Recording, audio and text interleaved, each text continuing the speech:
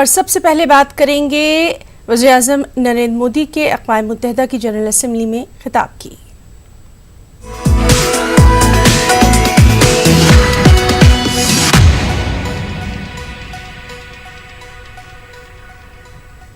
जी हाँ, वज़ीर-ए-आज़म नरेंद्र मोदी ने अक़वाम मुत्तहिदा की जनरल असेंबली से खिताब करते हुए उनकी हुकूमत के ज़रिए किए गए तरक्याती कामों को गिनवाया। इसके अलावा पीएम ने ग्लोबल वार्मिंग से मुताल्लिक़ हिंदुस्तान की जानिब से उठाए जा रहे इक़दामात को भी दुनिया के सामने रखा। वज़ीर-ए-आज़म ने अपने खिताब में दहशतगर्दी से निपटने के लिए पूरी दुनिया को मुत्तहिद होने का भी पैगाम दिया।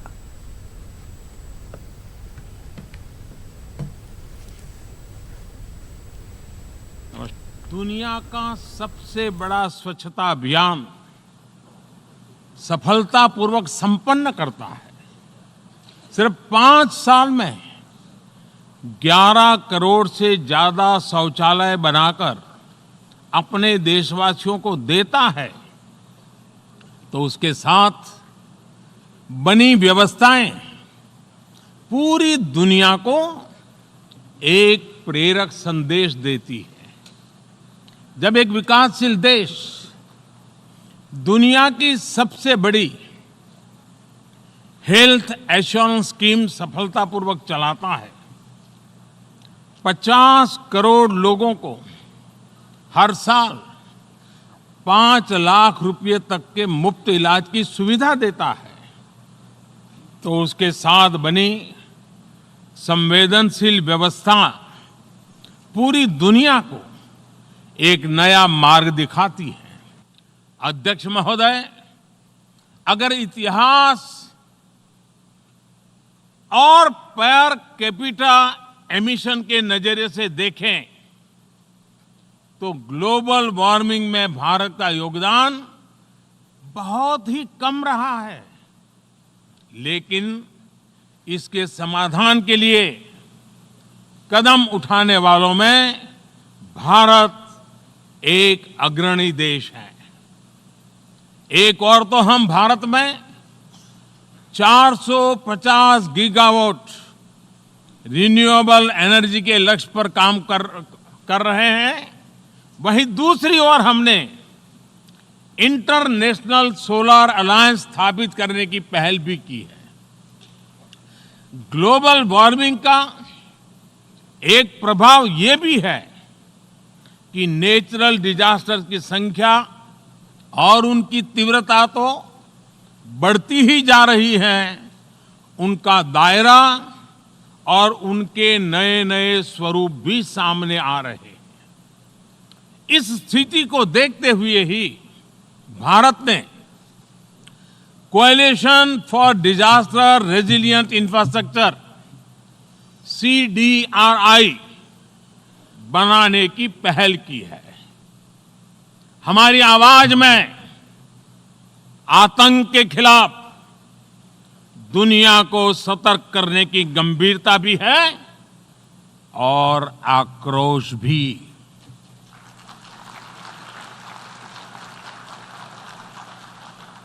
हम मानते हैं कि ये किसी एक देश की नहीं, बल्कि पूरी दुनिया की और मानवता की सबसे बड़ी चुनौतियों में से एक है।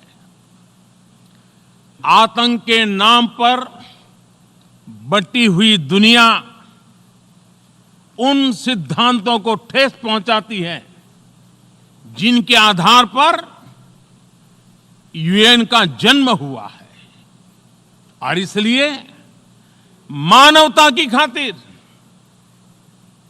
आतंक के खिलाफ पूरे विश्व का एकमत होना, एकजुट होना मैं अनिवार्य समझता हूं। जम्मू कश्मीर से दफा 370 हटाए जाने के मोदी हुकूमत के फैसले को अमेरिका में भी सराहा जा रहा है। न्यूयॉर्क में कश्मीरी पंडितों ने एक जगह जमा होकर मोदी हुकूमत के फैसले की सताइश की। कश्मीरी पंडितों ने अपने हाथों में वज़ीर-ए-आज़म की तारीफ को बयान करने वाले पोस्टर थाम रखे थे।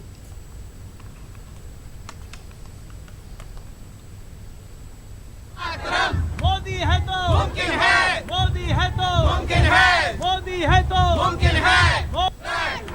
नेशन, वन फ्लैग, मोदी है तो मुमकिन है, मोदी है तो मुमकिन है। कुछ और अहम खबरें भी। अयोध्या मामले पर आज 33वें रोज की सुनवाई मुकम्मल हो गई। मुस्लिम फरीक मोहम्मद फारूक की जानिब से सीनियर वकील शेखर नापटे ने कहा कि हिंदुओं के पास सिर्फ राम चबूतरे का हक है। उन्होंने आईनी बेंच के सामने कहा कि हिंदुओं के पास इस मुकाम का महदूद इख्तियार है। हिंदुओं के पास चबूतरे का हक तो है, लेकिन वो मालिकाना हक हासिल करने की कोशिश कर रहे थे। उन्होंने कहा कि हिंदुओं की जानिब से मुसलसल तजावीज़ात की कोशिश की गई। इसके बाद सुन्नी वक्फ बोर्ड की मीनाक्षी अरोड़ा ने अपनी दलीलें पेश की।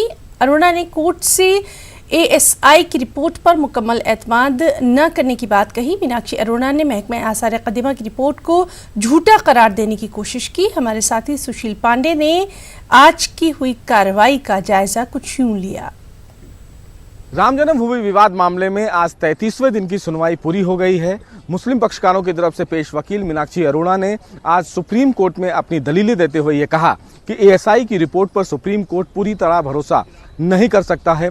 ASI की रिपोर्ट में जिस तरह तमाम साक्ष्यों की बात कही गई है, मीनाक्षी अरोड़ा की तरफ से उन तमाम साक्ष्यों का विरोध किया गया। उन्होंने कहा कि जिस तरह वहाँ की शिलाओं पर कुछ जो चिन्ह मिले हैं, जैसे कि कमल के फूल, वराह का चिन्ह, ये तमाम जो चिन्ह हैं वो मस्जिद के भी हो सकते हैं, एक मंदिर के भी हो सकते हैं और जैन मंदिरों के भी हो सकते हैं। तो ऐसा कह देना कि वहाँ पर एक मंदिर था, ये सरासर गलत है। हालांकि इस पूरे मामले में सुप्रीम कोर्ट की तरफ से मीनाक्षी अरोड़ा ने यह भी कहा कि जो रिपोर्ट ASI की है वो एक परिकल्पना मात्र है, लिहाजा उस पर पूरी तरीके से भरोसा नहीं किया जा सकता। वहीं मीनाक्षी अरोड़ा की दलीलें आज पूरी कर ली गई हैं, लेकिन सुप्रीम कोर्ट ने आज मामले की सुनवाई के दौरान एक बात यह भी स्पष्ट किया कि मुस्लिम पक्षकारों की तरफ से जब तमाम वकील बहस कर रहे थे तो मामले की सुनवाई के दौरान चीफ जस्टिस की तरफ से एक बार ये साफ किया गया कि आप लोग अपनी बहस के जो दायरे हैं उसको कम करें, लेकिन हमने जो अपना दायरा तय कर दिया है उस दायरे को हम कम करने वाले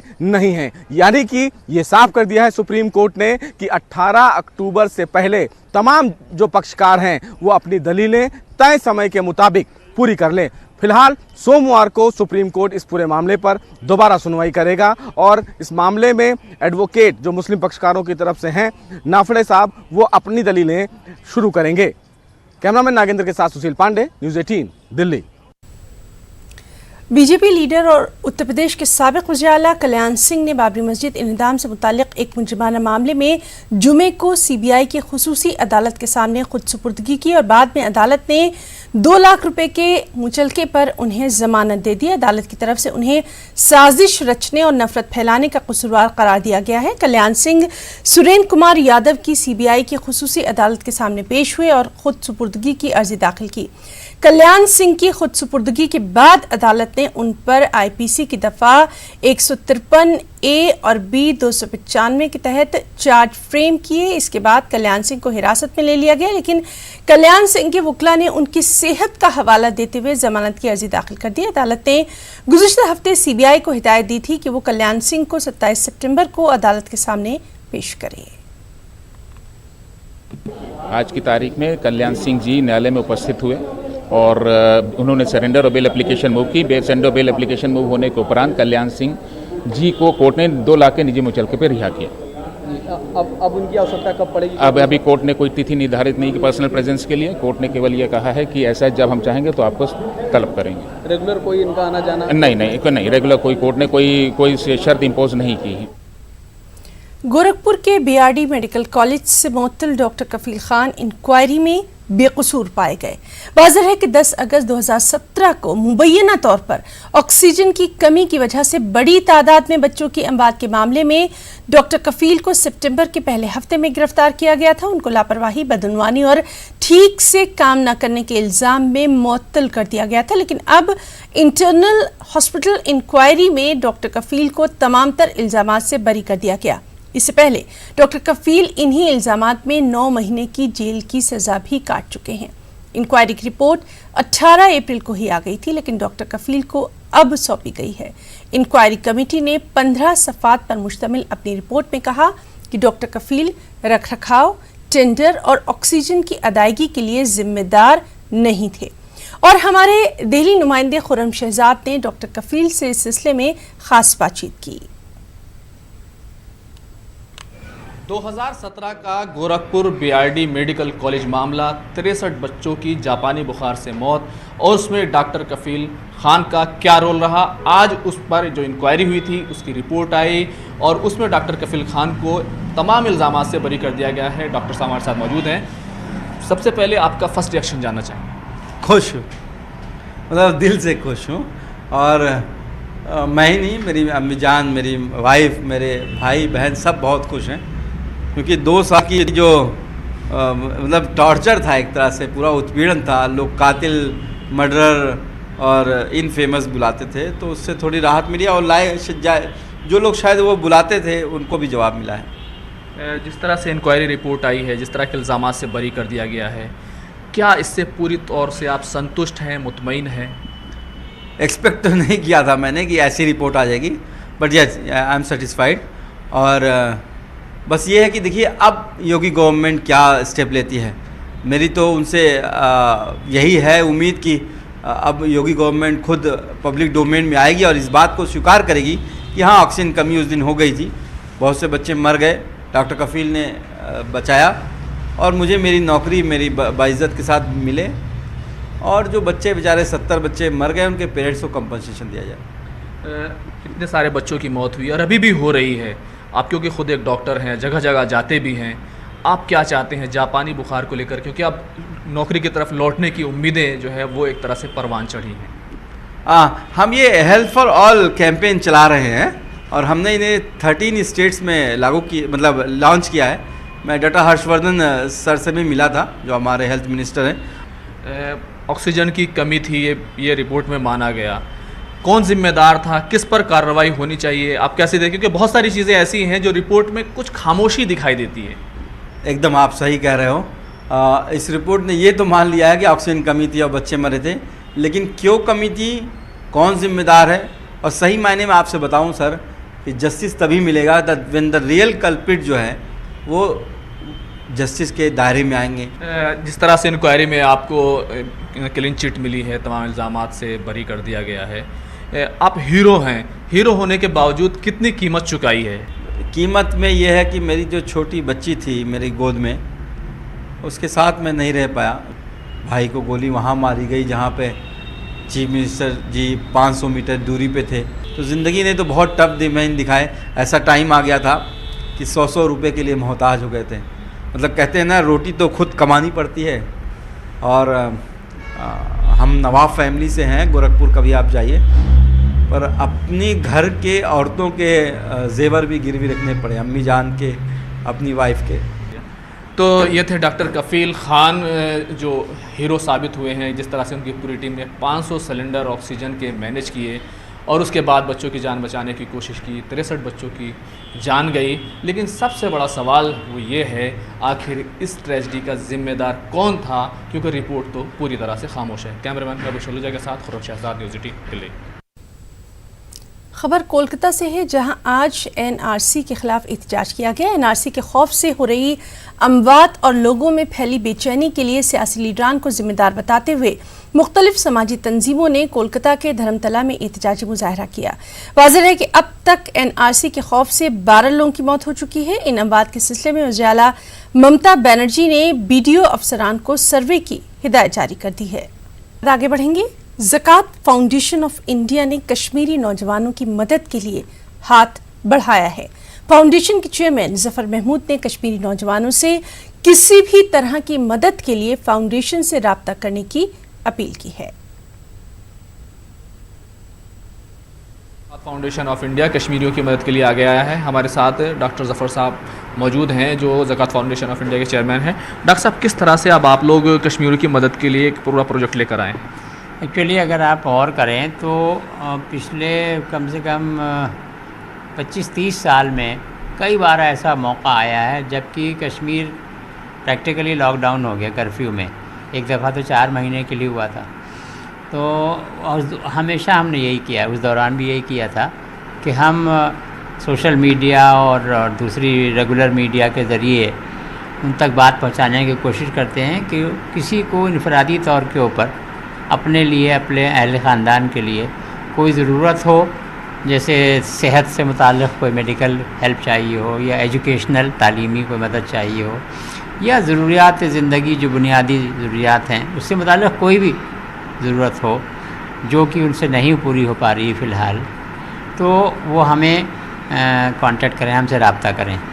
तो हमने अब से तो ये भी ऑप्शन दिया है कि बराह रास्त भी कर सकते हैं, लेकिन अगर बराह रास्त करने में दिक्कत हो तो NGO के थ्रू या इवन गवर्नमेंट ऑफिसर के थ्रू, वहाँ के जो लोकल ऑफिसर हैं, हमें कांटेक्ट कर सकते हैं और हत्तल इम्कान जो भी हो मुमकिन मदद हुई हम करने की कोशिश करेंगे। तो क्या इसके लिए कोई कांटेक्ट नंबर या ईमेल एड्रेस आप लोगों ने? हाँ, ईमेल एड्रेस दिया है हमने, info@zakat.india ZAKATINDIA.org ज़कात इंडिया। इसे आमतौर से लोग जानते हैं। अभी तक कितने कश्मीरी स्टूडेंट्स ने या तलबा हैं या जो कश्मीरी अवाम है उन्होंने आपसे रब्ता किया है? हाँ, मेरे ख्याल में कोई दर्जन भर तो किया होगा अभी तक। तो ये ज़कात फाउंडेशन ऑफ इंडिया ने पहले भी इस तरह के कदम उठाए हैं जब कश्मीर में सैलाब की सूरत हाल पैदा हुई थी, और एक बार फिर ज़कात फाउंडेशन ऑफ इंडिया सामने आया है और उसने कहा है कोई भी बच्चा कश्मीर का है या किसी को भी कोई ज़रूरत है तो उसकी मदद के लिए ज़कात फाउंडेशन ऑफ इंडिया हाजिर है। कैमरामैन बाबू शलूजा के साथ खुरम शहजाद, न्यूज़ 18 दिल्ली। उत्तर प्रदेश उर्दू एकेडमी के सालाना इनामात की तकसीम में की गई बेज़ाब्तियों पर मुहिब्बान उर्दू की मुखालिफत के बाद अब हुकूमत भी जवाब तलब कर रही है। वाज़ेह रहे कि बशमूल चेयरपर्सन एग्जीक्यूटिव कमेटी के मेंबरान ने भी बड़ी रकम पर मुश्तमिल कुछ अहम अवार्ड खुद हत्या लिए थे, जिस पर अवामी वावेला के बाद हुकूमत ने कार्रवाई करते हुए जवाब तलब किया।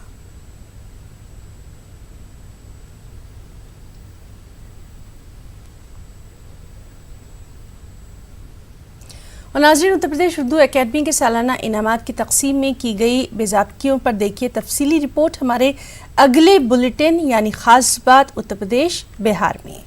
आगे बढ़ेंगे। मुमताज़ मुजाहिद आज़ादी प्रोफेसर मौलाना बरकतुल्लाह भोपाली की बरसी के मौके पर भोपाल में सेमिनार का इनेकाद किया गया। मौलाना बरकतुल्लाह भोपाली एजुकेशन सोसाइटी के ज़ेर एहतमाम भोपाल गांधीनगर में मुनक़दा सेमिनार में तमाम मज़ाहिब के दानिशवरों ने शिरकत की और बरकतुल्लाह भोपाली की खदमात को मुल्क की यूनिवर्सिटीज़ के निसाब में शामिल करने का मुतालबा किया गया। वहीं इस मुजाहिद आज़ादी की बरसी पर मध्य प्रदेश हुकूमत के ज़रिए किसी भी प्रोग्राम के इनेकाद न किए जाने पर भी अपनी मायूसी और नाराज़गी का इजहार किया गया। मैं बहुत ही खुश हूँ कि प्रोफेसर मौलाना बरकतुल्लाह भोपाली ने हमारे देश की आज़ादी के लिए बहुत संघर्ष किया और विदेशों में भी रहकर उन्होंने भारत की आज़ादी के लिए बहुत परिश्रम किया और ये हमारे लिए बड़ी प्रेरणा की बात है। और वो महान देश प्रेमी थे और स्वतंत्रता संग्राम सेनानी थे, तो हमें उस पर गर्व है। मैं तो यही कहूँगा कि मौलाना बरकतुल्लाह भोपाली जी हैं, उनको श्रद्धांजलि के साथ साथ उनको हम लोग नमन करें, याद करें। उनके अच्छे विचारों पर, उनकी अच्छी जो सोच होगी, जो उन्होंने लोगों को दिया है, लोगों को जो शिक्षा दी है, उस पर व्यक्ति चलेगा तो अवश्य कि हमारे पास हमेशा वो साथ रहेंगे। तो हम सभी लोग बौद्ध समाज के द्वारा और यहाँ पर सभी समाज के द्वारा उनको श्रद्धांजलि। लेकिन हमें बहुत दुख के साथ कहना पड़ता है कि इतने अजीम मुजाहिद आज़ादी भोपाल के होने के बावजूद मध्य प्रदेश सरकार की तरफ से उसमें ना कोई सहयोग होता है, ना सरकार कोई मनाती है। तो हम मध्य प्रदेश सरकार से और भारत सरकार से मांग करते हैं कि कम से कम भोपाल के अंदर तो एक दिन की एजुकेशन के इदारों में छुट्टी होना चाहिए, ताकि नौजवान नस्ल और बच्चे जो है बरकतुल्लाह भोपाली से वाकिफ़ हो सके। उन्होंने हमारी देश की आज़ादी में अहम कुर्बानी दी है और हिंदुस्तान में ही नहीं, हिंदुस्तान से बाहर भी गए। उन्होंने गदर पार्टी बनाई जिसका नेतृत्व किया। आज लगभग 94 साल बाद भी हम उनको याद कर रहे हैं। और क्यों याद करते हैं, ये प्रश्न होता है कि वास्तव में मानवता के लिए, मानव जाति के लिए, धर्म से हट करके उन्होंने ऐसा कार्य किया जिनको हम आज याद कर रहे हैं। और उनकी प्रेरणा वास्तव में हमको प्रेरणादायी है, सभी को उनको आदर्श बनाना। तो इस बुलेटिन में फिलहाल इतना ही।